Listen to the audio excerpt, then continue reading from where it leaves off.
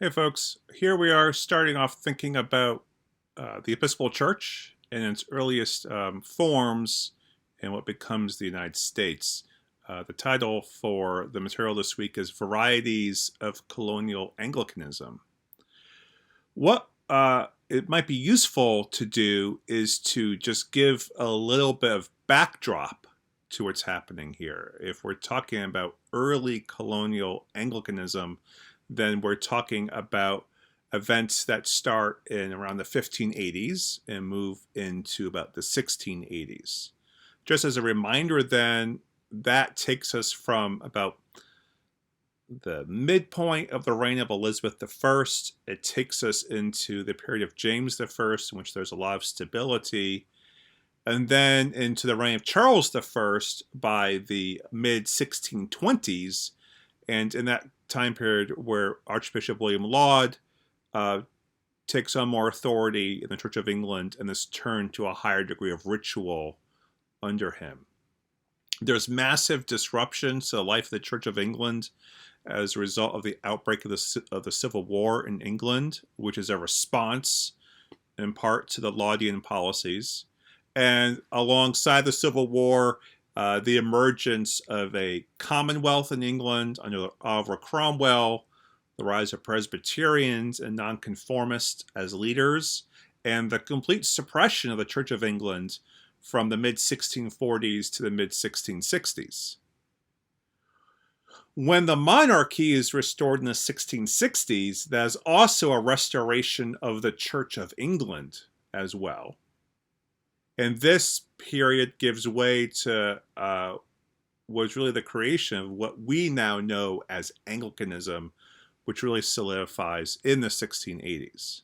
So there's this real tumult in the life of the Church of England at the same time as these early English colonies are developing.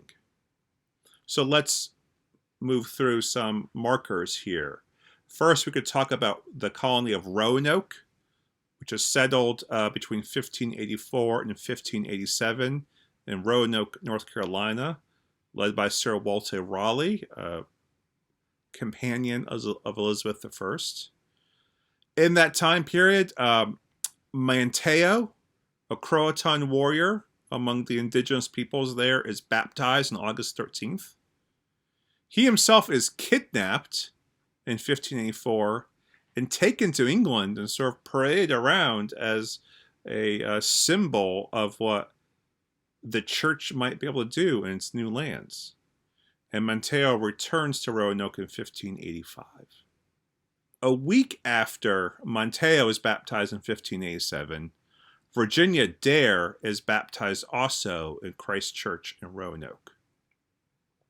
Now, we look at Roanoke as maybe the first sign of Anglicans in North America, but actually, our first Anglican service in the Americas is all the way on the other side of the continent. There is a morning prayer service led by Francis Fletcher, the chaplain to Sir Francis Drake, off the coast of Northern California in 1579. So in some ways, our whole perception of where the Church of England is and isn't, in some ways, needs to be expanded. We are in this era of globalization and colonization, and these European national ambitions are just spreading everywhere. But the first really stable presence of Anglicanism in North America is the establishment of the Jamestown colony in 1608. And this is an effort to replicate the structure of the Church of England itself. When we begin to think about establishment, we need to think about the parameters in which that operates. So I have a quote here from John Wolverton, who was one of the leading scholars of colonial Virginia, and his book about Anglicanism in colonial North America is listed in the further readings I've provided you at the end of the lecture notes.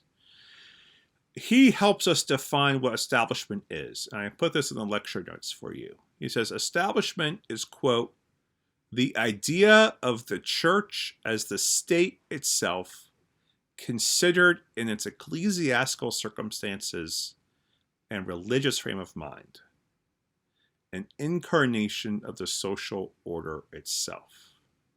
So, as I noted, part of what is happening with the restoration of Anglicanism in the 1660s, as alongside monarchy, already exists in the notion of establishment well before then as well. The church is the state regarding religious matters, or the church incarnates the social order. So, what we have then is this clear alignment between temporal authority and spiritual authority in the Church of England. What this means in Virginia is that the establishment church will mirror the values of the farmer planter society of this colony. There is no king in the colonies. The leadership are these lay folks who have primarily economic interests at play. We're going to see how this matters a lot when we turn to the discussion of slavery in colonial Virginia. Now, during the period of the Civil War, really for 3 decades, from 1640 to 1670, the church in Virginia is largely neglected because there's so much effort being put onto how to simply sustain the nation of England itself. And it takes a while as the Church of England reestablishes itself to really turn its attention back to the colonial church. In this time period, the church in Virginia really reflects what we would call this a pre-Laudian consensus. That is, before Laud and his companions in the 1620s really moved the Church of England away from a Reformed theology to a more Arminian or free will theology, and to a greater emphasis on Catholicity, there had been a generally Calvinist theology in the Church of England that worked alongside an episcopal polity. It's really that Calvinist theology working alongside an episcopal polity that created the rupturing with Puritans and Presbyterians in the life of English Christianity in the middle of the 17th century. So a really great example of how establishment is working and how this kind of reformed theological consensus mapped onto bishops, hierarchy, monarchy exists in this document I had you read portions of. Articles, Laws, and Orders Divine, Politic, and Martial from about 1610.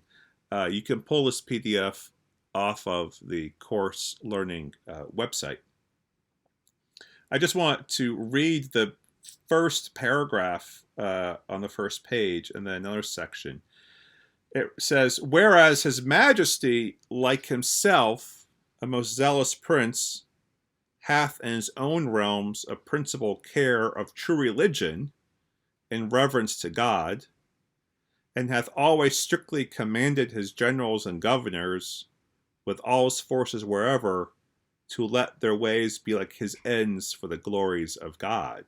So that paragraph says, the King of England, here James the First, is very concerned about the right ordering of the church as part of his purview as having supreme authority over the Church of England.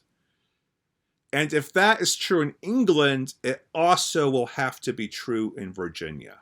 So the rest of this document is laying out all sorts of principles for the right governing of the Jamestown colony.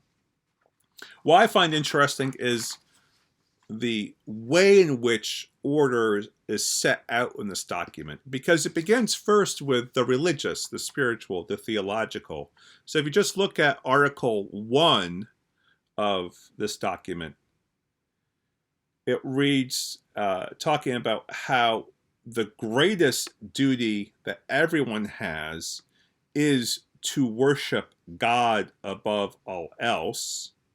Thus, it's decreed by the I do strictly command and charge all captains and officers of what quality or nature soever, whether commanders in the field or in town, or towns, forts, or fortresses, to have a care that the Almighty God be duly and daily served, that they call upon their people to hear sermons, as that also they diligently frequent morning and evening prayer themselves by their own exemplar and daily life, and duties herein, encouraging others thereunto, that such who shall often and wilfully absent themselves be duly punished, according to the martial law in that case provided. So, it's saying if this colony in Jamestown is going to work properly, it has to begin with recognizing the authority of God above all other things, the governor of the colony, and all those he deputizes to have authority, especially the military, ought to ensure morning and evening prayer happen every day. If that happens, if the colony is well ordered, it will also flourish. This is going to then affect the rest of how the document goes forward, because it talks about the importance of avoiding forms of heresy. It lays out a social code that follows the Ten Commandments. It goes on in this way. So just notice the way authority is operating here. Divine authority, the authority of the monarch, James, the authority of the governor, and then disseminated authority through the governor. So we see the establishment system working, or we see, as Wolverton says, establishment is the idea of the church as the state itself, considered in its ecclesiastical circumstances and religious frame of mind. The two are co-inhering. Now, the Virginia church has no bishop, is under lay control. What this means is that a vestry system is going to emerge as being authoritative. There is a real tension here, because as clergy arrive, they, on the one hand, have to obey their bishop, who is in London, and the king or governor. The governor of the colony acts and deputizes authority from the king. But then there is a vestry system, or a form of self-governance, that's beginning to emerge in the various parish churches. The royal governor himself, because there's no bishop, has the authority from the king to oversee certain duties, such as making sure the Book of Common Prayer is properly used, issuing marriage licenses, paying benefices, or ensuring the clergy are paid. He can do no ordinations or other sacramental functions. We see this vestry system really beginning around 1636. There is a visitation system for the vestry, where local justices of the county will meet with the wardens or ministers of the various parishes. This is similar to how the archdeacons in dioceses in England went out on visitations. The vestries had significant power. They had power to choose their own minister. The congregation elects the minister, and there really is no one who can interfere with this elective power at this time. This, too, is different from how the dioceses are operating back in England. So now we have a tension point here.